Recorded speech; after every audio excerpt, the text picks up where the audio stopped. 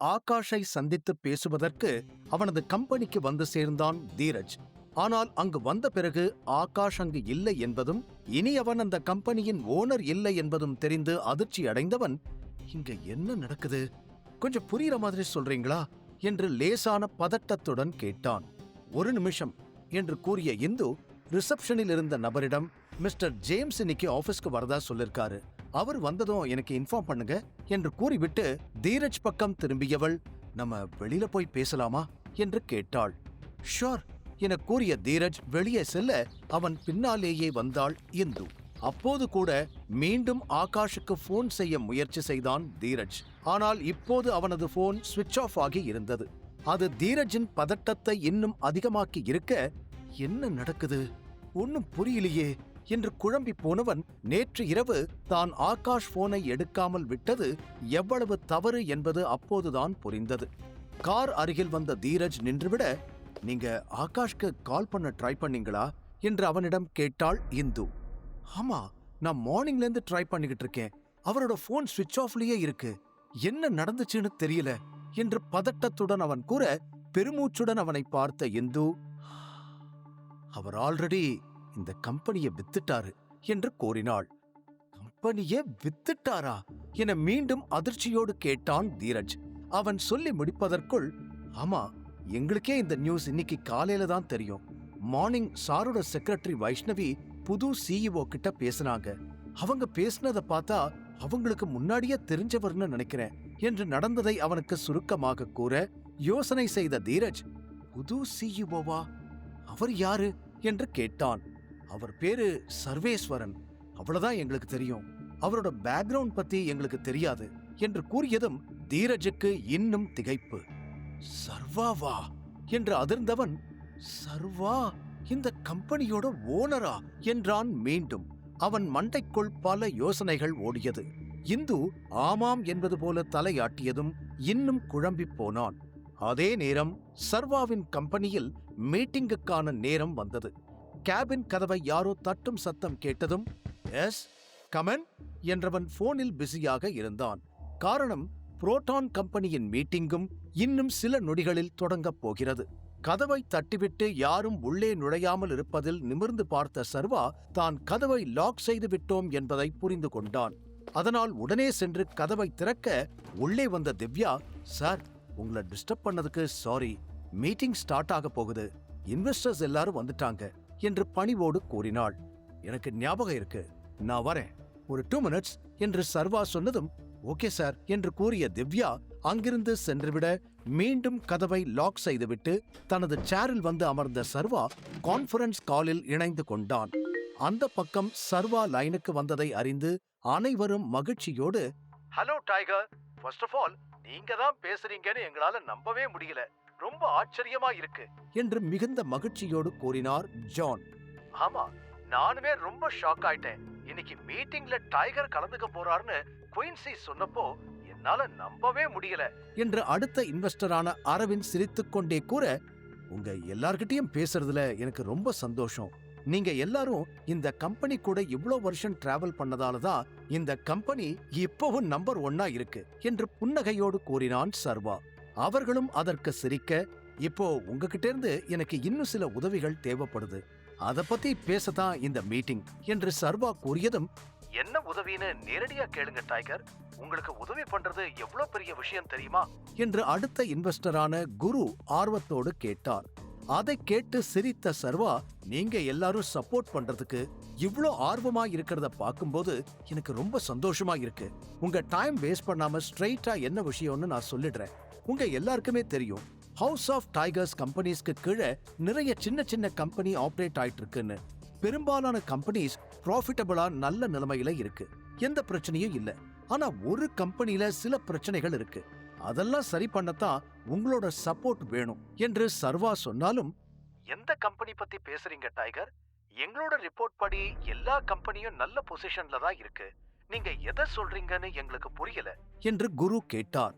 ரிப்போர்ட்ல இந்த கம்பெனியோட நேம் இருக்காது, பிகாஸ் வெளியில இருக்கிற யாருக்குமே இந்த கம்பெனி டைகர் குரூப்போட கம்பெனின்னு தெரியாது. அந்த கம்பெனிக்கு சில இன்வெஸ்டர்ஸ் இருக்காங்க, பட் அவங்களுக்கும் டைகர் குரூப்புக்கும் சம்பந்தம் இல்ல. அண்ட் அவங்களால அப்பப்போ தேவையில்லாத இஷ்யூஸ் வருது. சோ டைகர் கம்பெனிஸ்ல இன்வெஸ்ட் பண்ணி இருக்கிற நீங்க அந்த கம்பெனியிலேயே இன்வெஸ்ட் பண்ணி அந்த கம்பெனியை சப்போர்ட் பண்ணணும்னு நான் விருப்பப்படுறேன் என்று சர்வா தனது கோரிக்கையை முன்வைக்க சில நொடிகள் அனைவரும் அமைதியாக இருந்தனர். அவர்களிடம் ஒருவேளை தான் தவறாக ஏதாவது கேட்டுவிட்டோமா, இப்படி கேட்டிருக்க கூடாதா என்று சர்வா என்னென்னமோ யோசித்துக் கொண்டிருக்க அவன் யோசனையை கலைத்த ஜான், உங்களுக்கு இந்த பிரச்சனையை சரி பண்ணத்தான் ஹெல்ப் வேணுமா என்று லேசான சந்தேக குரலில் கேட்க, ஆமா இப்போதைக்கு இதுதான் ப்ராப்ளம் என்று சர்வா மீண்டும் கூறினான். அதை கேட்டு சிரித்த ஜான், இது ஒரு பிரச்சனையே இல்ல மிஸ்டர் டைகர், நீங்க இன்வெஸ்ட் பண்ணுங்கன்னு ஆர்டர் போட்டா கூட நாங்க எல்லாரும் சரின்னு தான் சொல்ல போறோம் என்று கூறியதும், சரியா சொன்னீங்க, நீங்க இவ்ளோ தூரம் கேட்க வேண்டிய அவசியமே இல்ல, உங்களோட கம்பெனி எதுவா இருந்தாலும் அதுல இன்வெஸ்ட் பண்ண நான் எப்பவும் தயாரா இருந்திருக்கேன். பட் ஒவ்வொரு கம்பெனியிலயும் போய் இன்வெஸ்ட் பண்றதுக்கு பதிலா மெயின் கம்பெனியான புரோட்டான்ல இன்வெஸ்ட் பண்ண மத்த எல்லா கம்பெனிஸ்க்கும் ஒரு சப்போர்ட்டா இருக்கணும்னு நான் இந்த கம்பெனில இன்வெஸ்ட் பண்ணிட்டு இருந்தேன் என்று அடுத்ததாக குரு கூற சர்வாவிற்கு அதை கேட்டு மகிழ்ச்சியாக இருந்தது. நீங்க எல்லாரும் சொல்றது எனக்கு ரொம்ப சந்தோஷமா இருக்கு என்று உண்மையான நன்றி உணர்ச்சியோடு கூறினான் சர்வா. மற்றவர்களும் அதை கேட்டு சிரித்தனர். ஓகே, உங்ககிட்ட பேச வேண்டியது எல்லாத்தையும் நான் பேசி முடிச்சிட்டேன். அடுத்து என்ன பண்ணணும்னு இன்ஃபர்மேஷன் குயின்சி கிட்ட இருந்து உங்களுக்கு வரும். வேற ஏதாவது பேசணும்னா நாம இதே மாதிரி ஜாயின் பண்ணி பேசுவோம் என்று சர்வா கூறி முடித்துவிட்டு, நீங்க எல்லாரும் ஜாயின் பண்ணதுக்கு ரொம்ப ரொம்ப தேங்க்ஸ் என்றான் இறுதியாக. மற்றவர்களும் கோரஸாக ஒரே குரலில் நன்றி கூற கான்ஃபரன்ஸ் கால் ஒரு வழியாக முடிவுக்கு வந்தது. நினைத்ததைப் போலவே இதை நடத்தி முடித்ததில் சர்வாவிற்குள் மிகுந்த மகிழ்ச்சி. பிறகு அந்த புத்துணர்ச்சியோடு கையில் ஃபைலை எடுத்துக் கொண்டவன் கேபினிலிருந்து வெளியே சென்றான். உடனே அவனிடம் ஓடி வந்த திவ்யா, சார், இன்வெஸ்டர்ஸ் எல்லாம் கிளம்ப போறோன்னு பிரச்சனை பண்ணிட்டு இருக்காங்க, அவங்க கிட்ட மாயா மேம் தான் பேசிட்டு இருக்காங்க என்று பதட்டத்துடன் கூற, டோன்ட் வரி திவ்யா, எல்லாத்தையும் நான் பாத்துக்கிறேன் என்று தைரியத்துடன் கூறிய சர்வா நேராக சென்றான். அவன் உள்ளே நுழையும் பொழுது அங்கு அனைவரும் கோபமாக ஏதோ பேசுவதும் அதற்கு மாயா பதில் சொல்லி அவர்களையெல்லாம் சமாளிக்க முயல்வதும் நன்றாக தெரிந்தது. ப்ளீஸ் சார், சாருக்கு கொஞ்சம் அர்ஜென்ட் ஒர்க், இல்லைன்னா அவர் இப்படி லேட் பண்ண மாட்டாரு, எப்பவுமே பங்க்சுவலா இருப்பாரு என்று மாயா சொல்ல, ஓகேமா, இப்படி கூப்பிட்டு வச்சு எங்க டைமை எல்லாம் வேஸ்ட் பண்ணத்தான் மீட்டிங் அரேஞ்ச் பண்ணீங்களா என்று கோபமாக எழுந்து நின்று கேட்டார் இன்வெஸ்டர் பிரதீப். அதை கேட்டதும் அருகில் இருந்த இன்னொரு இன்வெஸ்டர் மகேந்திரன் தானும் எழுந்து, எங்களை மதிக்கல, இந்த ஒரே காரணத்துக்காகவே இப்பவே இங்கிருந்து எங்களால கிளம்பி போக முடியும்.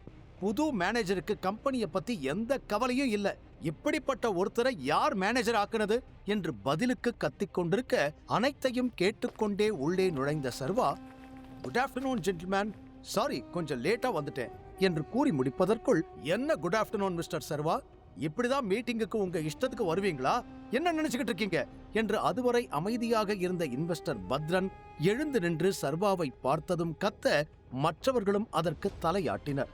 இந்த பாருங்க சர்வா, நீங்க இந்த கம்பெனியோட மேனேஜர், கம்பெனியோட ஓனர் மாதிரி பிஹேவ் பண்ணாதீங்க, புரிஞ்சுதா?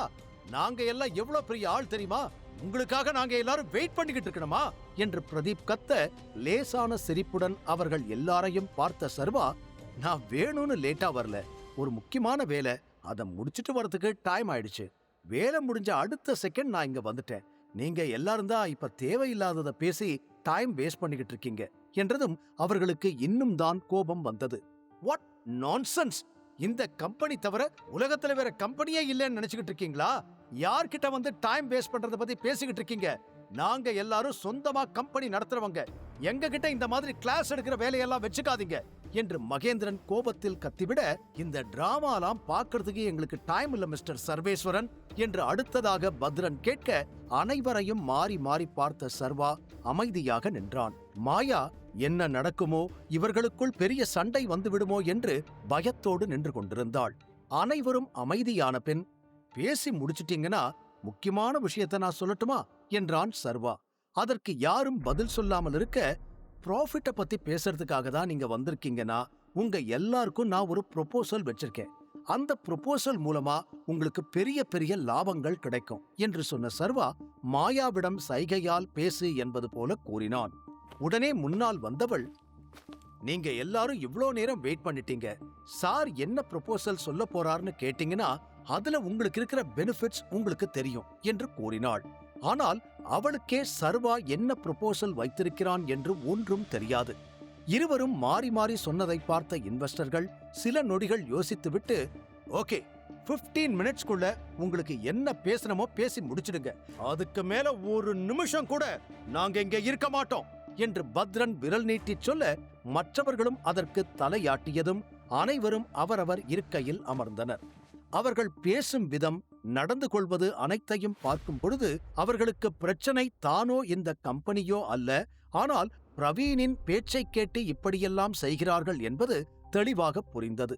சிரித்துக்கொண்டே அவர்களை பார்த்து சர்வா, எனக்கு 10 மினிட்ஸ் போதும், மீதி 5 நிமிஷத்தை நீங்க யோசிக்கிறதுக்கு வச்சுக்கோங்க என்று கூறினான். அதை கேட்டதும் இன்வெஸ்டர்கள் ஒருவரை ஒருவர் பார்த்து கொண்டனர். பிறகு பேச தயாரான சர்வா மாயாவிடம் திரும்பி, நீங்க இங்கிருந்து போலாம், இதுக்கு மேல நான் ஹேண்டில் பண்ணிக்கிறேன் என்றதும், ஓகே சார் என்று கூறிய மாயா, சார் நீங்க லஞ்சுக்கு எதுவுமே கொண்டு வரல, உங்களுக்கு ஏதாவது ஆர்டர் பண்ணவா என்று கேட்டாள். எஸ், எப்பவும் ஆர்டர் பண்ற மாதிரி பண்ணிடுங்க என்று சர்வா சொன்னதும் மாயா அங்கிருந்து கிளம்பி விட்டாள். தனக்கான இருக்கையில் அமர்ந்து சர்வா தான் கொண்டு வந்த ஃபைலை முன்னால் வைத்து, இத பாருங்க, பார்த்துட்டு பக்கத்துல இருக்கிறவங்களுக்கு பாஸ் பண்ணுங்க என்று பத்ரனிடம் நீட்டினான். அவர்கள் மாறி மாறி படித்துக் கொண்டிருக்க, என் கம்பெனியை விட்டு போயிடாதீங்க, இந்த கம்பெனிக்கு உங்களுடைய இன்வெஸ்ட்மெண்ட் தேவைன்னு கெஞ்சறதுக்காக உங்களை வர சொல்லல, நீங்க இங்கிருந்து போனாலும் இந்த கம்பெனியில இன்வெஸ்ட் பண்ண பெரிய பெரிய இன்வெஸ்டர்ஸ் காத்துக்கிட்டு இருக்காங்க என்று லேசான கர்வத்தோடு சர்வா கூற, என்ன இங்க எல்லாரையும் மிரட்டுறீங்களா என்றார் மகேந்திரன். அவரை நிமிர்ந்து பார்த்த சர்வா, நோனோ, நான் உங்களுக்கு இன்ஃபர்மேஷன் தான் கொடுக்கறேன், இந்த நிமிஷம் நீங்க என் கம்பெனியிலிருந்து விலகி போனா இதுக்கப்புறம் எப்பவுமே இன்வெஸ்ட் பண்ண முடியாது என்று தெளிவாக கூற, என்ன எங்களையெல்லாம் பார்த்தா உனக்கு சாதாரண ஆள் மாதிரி தெரியுதா, உன்னோட இந்த பூச்சாண்டிக்கெல்லாம் நாங்க பயந்துருவோமா என்று அடுத்து பிரதீப் கேட்க, நான் ஏற்கனவே சொன்ன மாதிரி இன்ஃபர்மேஷன் மட்டும்தான் சொல்றேன், இதை யோசிச்சு இதை அக்செப்ட் பண்றதும் இல்ல இந்த கம்பெனியை வேண்டான்னு சொல்லி இங்கிருந்து விலகி போறதும் உங்களோட விருப்பம். பட் இப்ப நீங்க போனா திரும்ப என் கம்பெனிக்குள்ள வர முடியாது, அதை மட்டும் புரிஞ்சுக்கிட்டா போதும் என்று சர்வா சொன்னதும், ஓகே, இந்த 3 பெரிய இன்வெஸ்டர்ஸ் யாருன்னு நாங்க தெரிஞ்சுக்கலாமா என்று கேட்டான் பத்ரன். சாரி, அதை என்னால இப்ப ரிவீல் பண்ண முடியாது, பட் உங்களுக்கு அது தெரிய வரும்போது நீங்க ரொம்ப ஆச்சரியப்படுவீங்க என்று கூறினான். இன்வெஸ்டர்கள் மூவரும் ஒருவரை ஒருவர் மாறி மாறி பார்த்து கொண்டனர். நிச்சயம் சர்வா பெரிய பெரிய ஆட்களை பிடித்திருக்கிறான், அதனால்தான் இவ்வளவு தைரியமாக தங்கள் முன்னால் பேசுகிறான் என்பது அவர்களுக்கு புரிந்தது. இருந்தும் ஒருவேளை இதெல்லாம் நடிப்பாக இருக்குமா என்ற சந்தேகத்தோடு அவனை பார்த்து கொண்டிருக்க, யோசிச்சு முடிச்சிட்டீங்களா, இந்த ப்ரொபோசல் உங்களுக்கு ஓகேவா என்றான் சர்வா கேள்வியோடு. இன்வெஸ்டர்கள் என்ன முடிவெடுக்கப் போகிறார்கள்? சர்வேஸ்வரன் தான் ஆகாஷ் கம்பெனியின் புதிய CEO என்று தெரிந்து கொண்ட தீரஜ் அடுத்து என்ன செய்யப் போகிறான்? முழு கதையையும் கேட்டு மகிழ பாக்கெட் FM ஆப்பை டவுன்லோட் செய்யுங்கள். லிங்க் டிஸ்கிரிப்ஷனில் கொடுக்கப்பட்டுள்ளது.